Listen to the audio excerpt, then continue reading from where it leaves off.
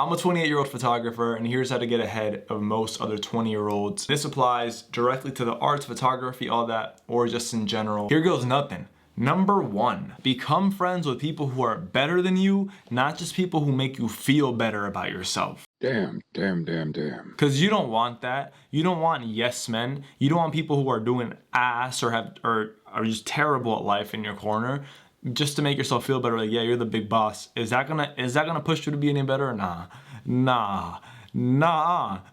So, look, the 5 people around you the most, it's true. It's factual. Like they really affect the way that you see things. They affect how you think about things, how motivated you are, your drive, everything. You want people who are better than you, who are excelling, are doing more and bigger things than you, because that is going to take you the long road. And you don't want to be jealous. You want to be happy for them. You want them to be happy for you. You want to grow together and leverage each other's success from the bottom to the top. You need friends who inspire you.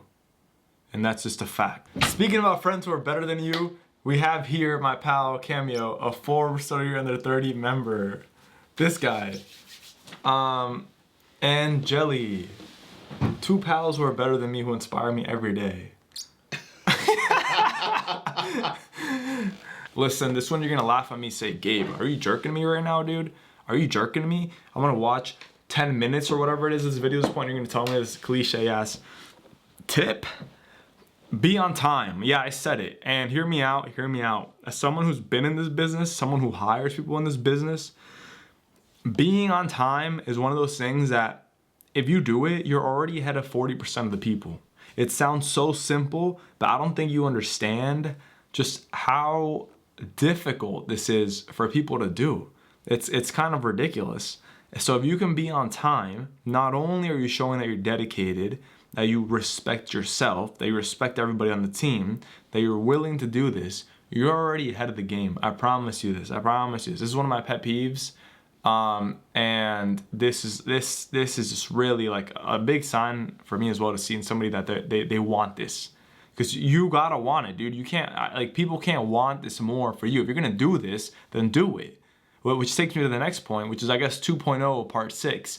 If you're gonna do something and sign up for it and subscribe to it, then do it. You feel me? Go all in, go balls deep. Don't just don't just half-ass it to say you're doing something. Oh, I work in fashion, just to say you work in fashion. If you're gonna do it, dude, like, do it. Like, love it, aim to be the best, strive for the best. Don't just settle on, oh, I get to say I work in fashion. Nah. That's not good enough, dude. We're not doing good enough here. Like, we need it all. We don't want a slice. We want the cake. I don't want no sample size. For that, I got Costco, dog. Not my career. For my career, I want the cake and triple it up. I want the whole back stock. Number 3. The big saying is always, time it right. Know when to jump in. Don't miss the chance or the opportunity, because it's always fleeting. All this is true. But same and equally as important, if not more, is knowing when to get out. Now, this applies to everything. You don't want to spend 10 years in a relationship that should have only lasted 6 months. Know when it makes sense to get out, when the ROI is not worth it, and you could be investing it and putting it into something else. Time is a very valuable asset. Use it wisely. Number 4, know your whys. Make a list and really write down why it is that you're doing this, why it is that you embarked on this journey and are spending so much time, energy, and dedication to this. There's a lot of time that goes into it that isn't per se paid. There's a lot of energy that is over hours. You could be working at midnight, especially at the beginning. There has to be a strong why you're doing this, a strong kind of a strong saying that hangs over your head, or some reason why you're doing this, and a strong drive and goal and mission statement is what I mean. Because if you don't, at some point, yeah, your fuel will keep you going to a certain extent. Once you reach a certain point, you're just gonna be flailing aimlessly like a dead fish, wondering where it is you're going, what direction you're heading in. If you're up, down, left, right, you don't know, because you don't even know why the hell you're doing this, dog.